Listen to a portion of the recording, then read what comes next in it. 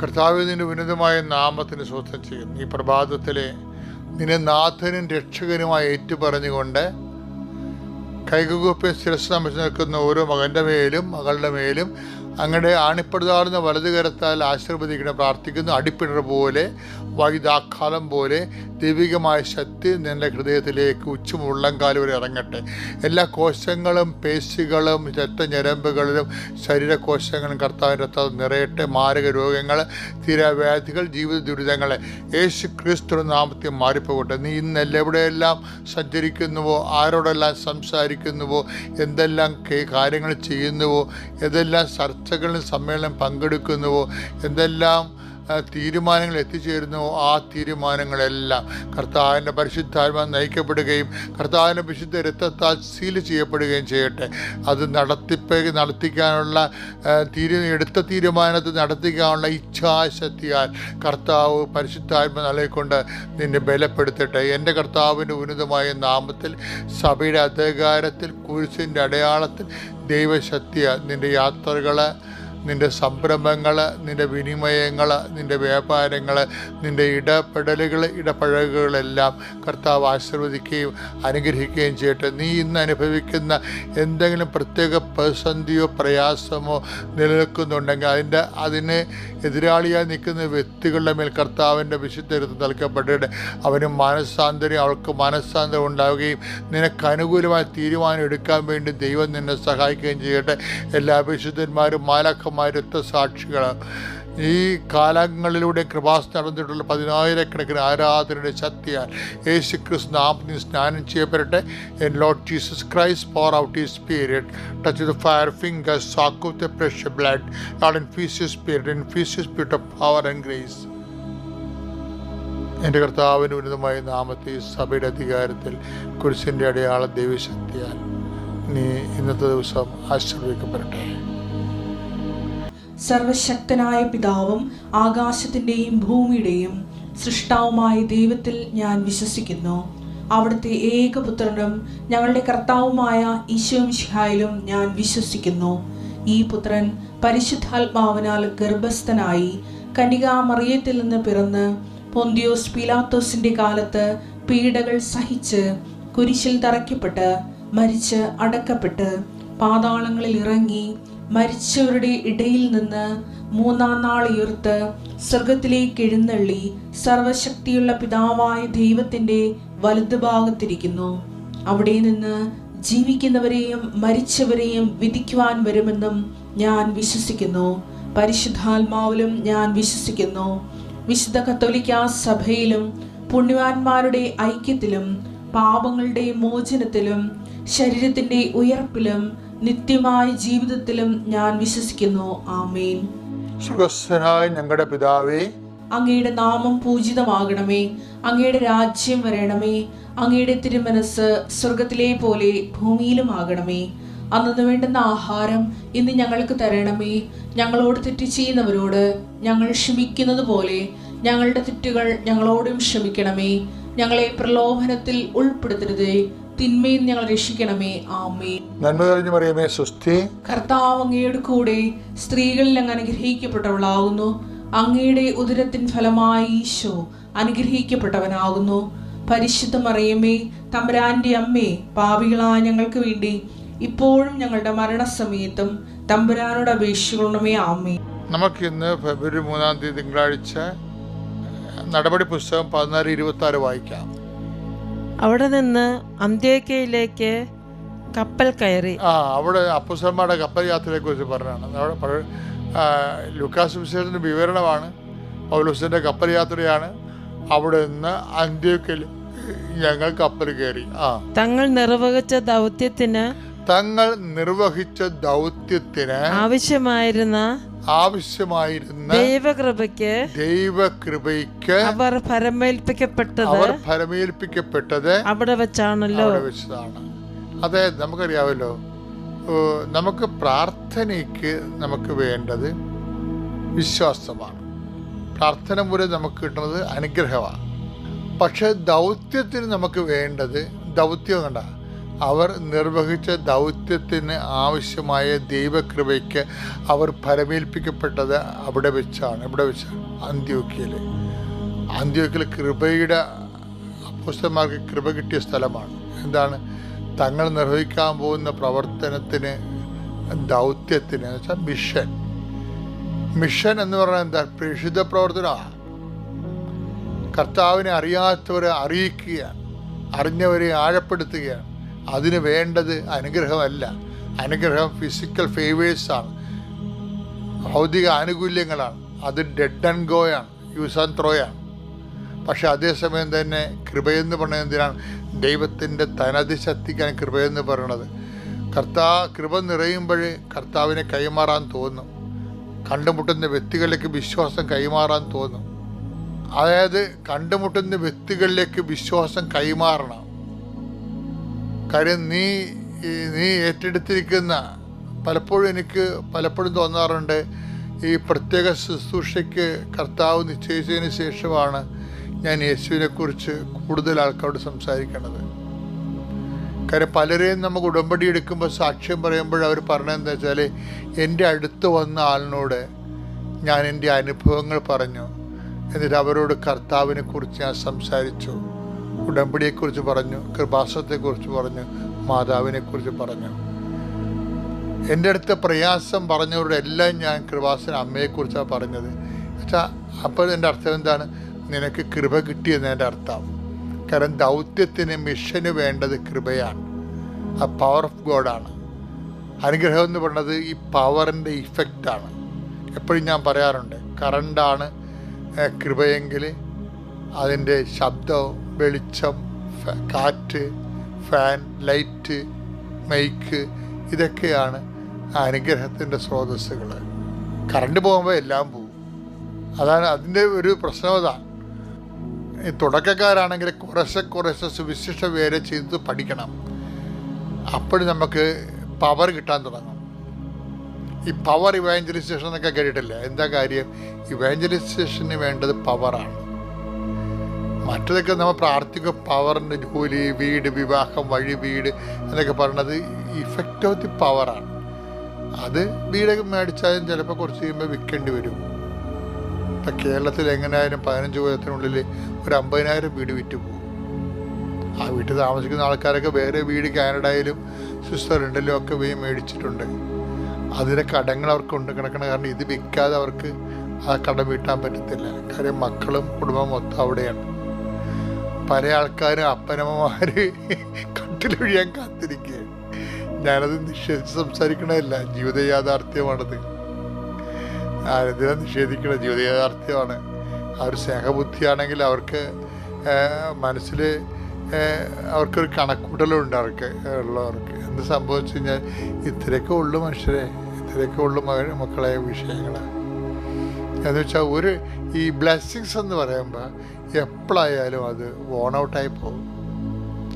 കൃപയെന്ന് പറയുന്നത് ഗലാത്യർ 6:19 കർത്താവിൻ്റെ കൃപ നിൻ്റെ ആത്മാവിൻ്റെ കൂടെ ഉണ്ടാവട്ടെ, ശരീരത്തിൻ്റെ കൂടെ അല്ല. വീട്, ജോലി, വിവാഹം എല്ലാം ശരീരത്തിനോട് ബന്ധപ്പെട്ട കാര്യങ്ങളാണ്, ബ്ലെസ്സിങ്സാണ്. അത് യൂസ് ആൻഡ് ത്രോ. നമ്മുടെ വീട് നമുക്ക് ജപ്തി ആയി കഴിയുമ്പോൾ ചിലപ്പോൾ വിൽക്കേണ്ടി വരും. പക്ഷെ നമ്മൾ വേറെ വീട് വാങ്ങിക്കും. അപ്പം ഇങ്ങനെ വീട് അത് മാറിപ്പോകും. അനുഗ്രഹത്തിന് ഉള്ള കുഴപ്പം ഇത് മാറിപ്പോകുന്നു എന്നുള്ളതാണ്.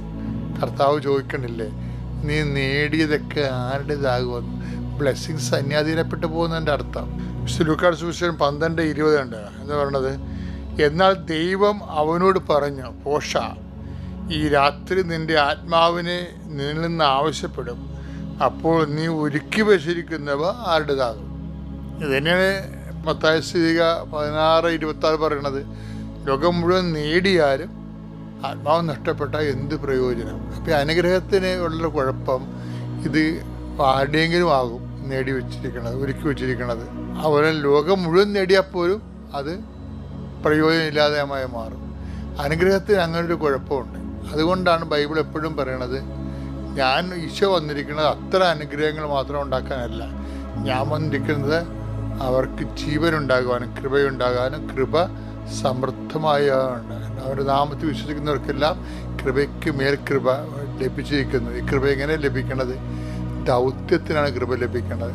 എൻ്റെ ദൈവത്തെ ചുരുക്കി ഞാൻ പറയട്ടെ, ദൈവത്തിനെ അടിസ്ഥാനപ്പെടുത്തി ഒരു ദൗത്യം നമുക്കുണ്ടാകണം. ഇപ്പം നമ്മുടെ വീട്, അത് നമ്മളെ ഒരു വീട് പണിയണം, മരിക്കണമെങ്കിൽ ഒരു വീട് സ്വന്തം വീട് കിടന്ന് ഉറങ്ങണം, അതൊരു ദൗത്യമാണ്. പക്ഷെ നമ്മളെയാണ് അടിസ്ഥാനപ്പെടുത്തിയിരിക്കുന്നത്. മരിക്കണ മുമ്പ് എൻ്റെ ടാർഗറ്റ് മരിക്കണ മുമ്പ് 10,000 പേരെ കർത്താവിനെ അറിയിച്ചിരിക്കണം. അപ്പം എന്തൊരു ദൗത്യമാണ്. അങ്ങനെ അറിയാത്തവരാണ്, അറിഞ്ഞവരല്ല, അറിഞ്ഞവർ. ചിലപ്പോൾ ഞാൻ പറയും 1,00,000 പേരെ മരിക്കണ മുമ്പ് കർത്താവിനെ അറിയിച്ചിരിക്കണം. അത് ഞാൻ എപ്പോഴും എൻ്റെ മനസ്സിൽ പറയുന്ന ടാർഗറ്റാണ്. അപ്പോൾ അറിയാത്തവർ ഞാൻ അറിയിക്കും, ഒരു സംശയമില്ല. അതാണ് ദൗത്യം, അതാണ് കൃപ ലഭിക്കുന്നത്. നമ്മുടെ ദൗത്യത്തിന് നമുക്ക് വീട് എങ്ങനെയെങ്കിലും PhD എടുക്കണം. PhD എടുത്ത് കഴിഞ്ഞാൽ എന്ത് പറ്റും? കോളേജ് ജോലി കിട്ടും, അല്ലേ? ജോലിയുടെ ഇത് കിട്ടും, ശമ്പളം കിട്ടും, കിട്ടിയ എന്ത് കിട്ടും? നല്ല അലയൻസ് കിട്ടും. നല്ല അലയൻസ് കിട്ടിയ എന്ത് കിട്ടും? പിന്നെ നല്ല വീട് പണിയാം, നല്ല ലൈഫ് സ്റ്റൈൽ കിട്ടും, സ്റ്റാൻഡേർഡ് കിട്ടും. ലൈഫ് സ്റ്റാൻഡേർഡിൽ അപ്പോൾ ഇതെല്ലാം പക്ഷേ ഇതെല്ലാം ഒരു സുപ്രഭാതത്തിൽ നഷ്ടപ്പെടും. അതാണ് ഈശോ ചോദിക്കുന്നത്, ഒരുക്കി വെച്ചിരിക്കുന്നതൊക്കെ ആരുടേതാകും? നേടിയാലും, ലോകം മുഴുവൻ നേടിയാലും എന്ത് പ്രയോജനം? അപ്പോൾ ഇതുപോലെ എന്നുവെച്ചതിൻ്റെ അർത്ഥം അത് നേടരുതെന്നല്ല എൻ്റെ അർത്ഥം, അതിന് 1-ാം സ്ഥാനം കൊടുക്കരുതെന്നാണ് എൻ്റെ അർത്ഥം. ദൈവത്തിന് 1-ാം സ്ഥാനം കൊടുക്കാൻ പറഞ്ഞതിൻ്റെ കാരണം അതാണ്. അപ്പോഴേ ദൗത്യത്തിനാണ് കൃപ ലഭിക്കുന്നത്. കൃപ എന്ന് പറഞ്ഞാൽ ദൈവത്തിൻ്റെ ശക്തിയാണ്. അപ്പോൾ ദൗത്യം, നിങ്ങൾക്ക് ഒരു ദൗത്യമുണ്ടായിരിക്കട്ടെ. എങ്ങനെ? കർത്താവിനെ അറിയിക്കാനും. അതന്നെ കൃപാസനം പത്രം നമ്മൾ കൊടുക്കുന്നതിൻ്റെ കാര്യം എന്താണ്? അറിയാത്ത അറിയും, അറിഞ്ഞാൽ ആഴപ്പെടും. കാര്യം പ്രസംഗിക്കാൻ അറിയാമെങ്കിൽ പിന്നെ പ്രസംഗിച്ചാൽ മതിയാവും. പറഞ്ഞു കൊടുക്കാൻ അനുഭവ സാക്ഷികൾ, എന്തുകൊണ്ട് സാക്ഷികൾ പറയിപ്പിക്കുന്നത്? അറിയാത്തവരെ അറിയിക്കുക, അറിഞ്ഞവരെ ആഴപ്പെടുത്തുക, എല്ലാം പ്രേക്ഷിത പ്രവർത്തനമാണ് എന്ന് പറഞ്ഞ് എല്ലാവരെയും മതം മാറ്റുക എന്നല്ല അർത്ഥം. കർത്താവിനെ അറിയാത്തവരെ അറിയിക്കുക, അത് നമ്മുടെ കടമയാണ്. ക്രിസ്തു എല്ലാവർക്കും വേണ്ടിയാണ് ദൈവം നൽകിയിരിക്കുന്നത്. ക്രിസ്തുവിൻ്റെ ആനുകൂല്യങ്ങളും അവകാശങ്ങളും എല്ലാവർക്കും അവകാശപ്പെട്ടതാണ്. അപ്പോൾ അവർക്ക് അവകാശമുണ്ട്. ക്രിസ്തുവിനെ അറിയാനുള്ള അവകാശത്തെ നമ്മൾ മാനിക്കണം. അങ്ങനെ അവർക്ക് അറിയാത്തവർക്ക് അറിവ് പറഞ്ഞു കൊടുക്കുമ്പോൾ നമുക്കത് ദൗത്യമായി, അത് കൃപയായി. പക്ഷേ അതേസമയം തന്നെ അവരുടെ ഭൗതികമായ ആവശ്യങ്ങൾ നമ്മൾ നിറവേറ്റുകയും ചെയ്യണം. അതുകൊണ്ടാണ് ഉടമ്പടി ദൈവത്തിനും മനുഷ്യനും പ്രീതികരമായി മാറുന്നതിൻ്റെ കാര്യം അതാണ്. പ്രേസ്തലോട് നിങ്ങളൊന്ന് ചിന്തിച്ചു നോക്കിക്കേ. ഇപ്പോൾ 1 യോഹന്നാൻ 2:5 എടുത്തേ. ശ്രുതിക്കട്ടെ. ഹല്ലേലൂയ ഹല്ലേലൂയ ഹല്ലേലൂയ ഹല്ലേലൂയ ഹല്ലേലൂയ ഹല്ലേലൂയ യേശുവേ നന്ദി ഹല്ലേലൂയ. യോഹന്നാൻ 2:5. 1 യോഹന്നാൻ 2:5. എന്നാൽ അവന്റെ വചനം പാലിക്കുന്നവനിൽ സത്യമായും ദൈവസ്നേഹം പൂർണ്ണത പ്രാപിച്ചിരിക്കുന്നു. അതാണ് സംഭവം. അപ്പം ദൈവസ്നേഹത്തിന് ഹാഫുണ്ട്, ഒരു ക്വാർട്ടറുണ്ട്, ഒരു ഹാഫുണ്ട്, ഒരു മുക്കാലുണ്ട്, ഒരു ഫുള്ളുണ്ട്. അപ്പോൾ ഈ ദൈവസ്നേഹത്തിൻ്റെ ഫുള്ളിലേക്ക് എങ്ങനെയാണ് വരണത്? എന്തെന്നാൽ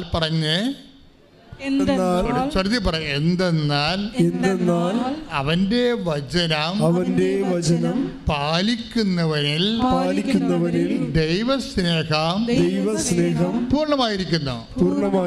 അപ്പൊ അവന്റെ വചനം പാലിക്കുന്നതിലാണ്, അല്ലാതെ വായിക്കുന്നതിലൊന്നുമല്ല, എഴുതുന്നതിലൊന്നുമല്ല. നമ്മൾ ചില ആൾക്കാരൊക്കെ വചനമൊക്കെ 90 പ്രാവശ്യം 900 പ്രാവശ്യമൊക്കെ എഴുതണമെന്ന് എഴുതിക്കോ, അതല്ല പ്രശ്നം.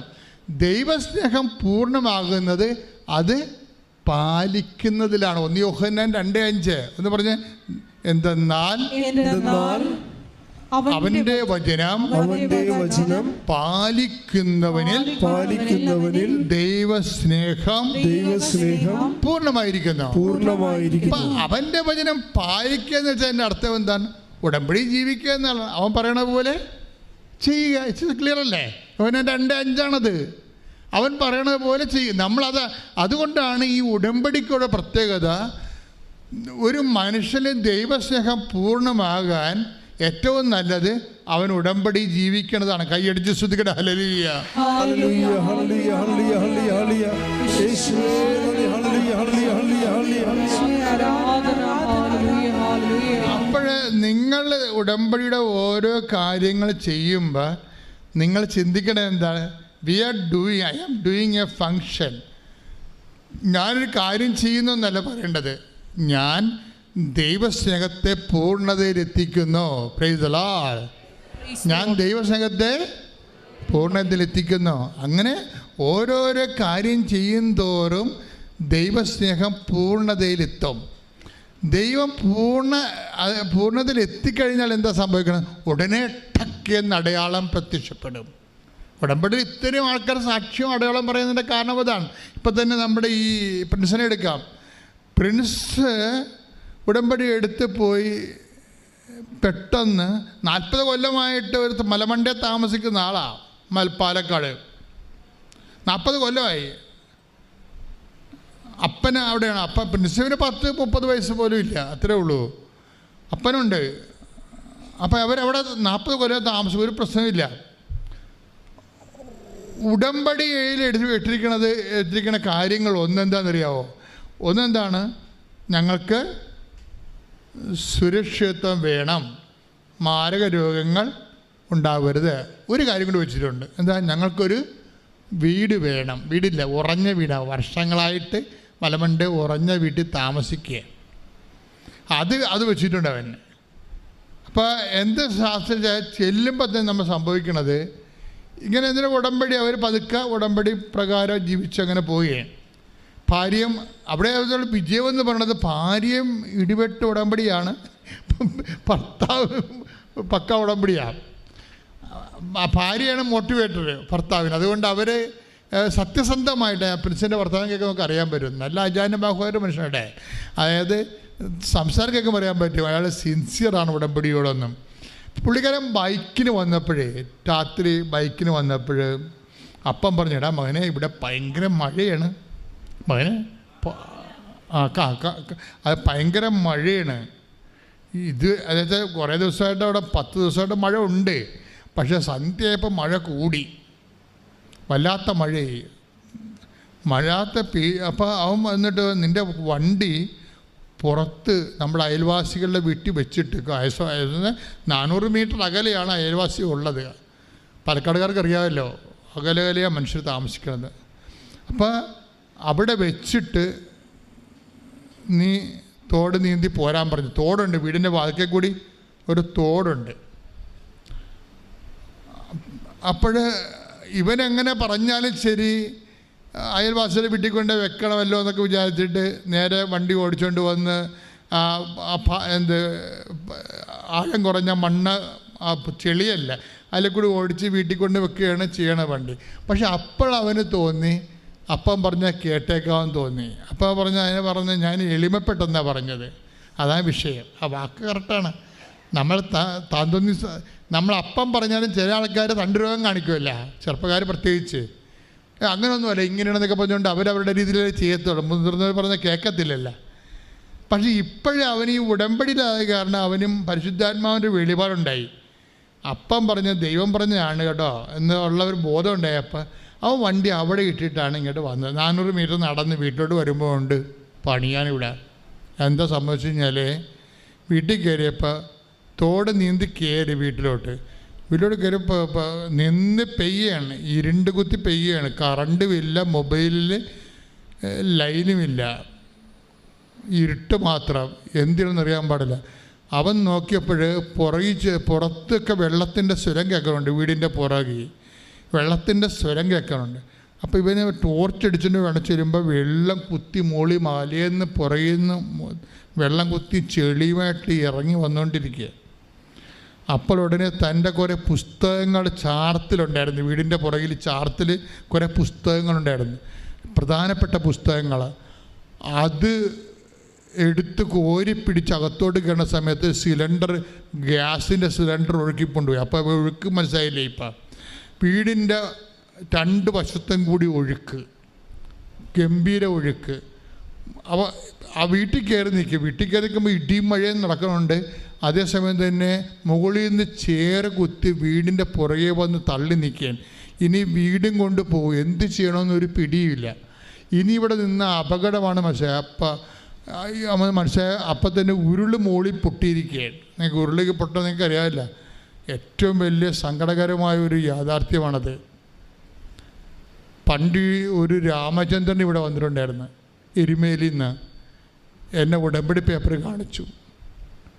അയാൾ പറഞ്ഞത് ഉരുളി പൊട്ടിയപ്പോൾ ഒഴുകിപ്പോയി, എല്ലാം പോയിച്ച ഉടമ്പടി പേപ്പർ ഞാൻ വെള്ളത്തിൽ നിന്ന് പിടിച്ചെടുത്തതാണ്.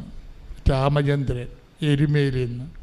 ഞാൻ പറഞ്ഞു, മകൻ ഇവിടെ മുട്ടനിക്കാൻ പറഞ്ഞു, നിനക്കെന്തെല്ലാം നഷ്ടപ്പെട്ടിട്ടുണ്ട് അതിൻ്റെ ഇരട്ടി അമ്മ തരാൻ ഉദ്ദേശിച്ചു. ഒരു സാധനം നമ്മൾ ഉടമ്പടി എടുത്തിട്ട് നശിച്ചു പോയെന്ന് കണ്ടാൽ അതിനർത്ഥം ദൈവം അത് നശിപ്പിക്കുന്നു, നിന്നെ പൂർണ്ണമായിട്ട് പുനരുദ്ധരിക്കാൻ ആഗ്രഹിക്കുന്നു എന്നാണ്. ശ്രദ്ധിക്കട്ടെ. ഹല്ലേലൂയ.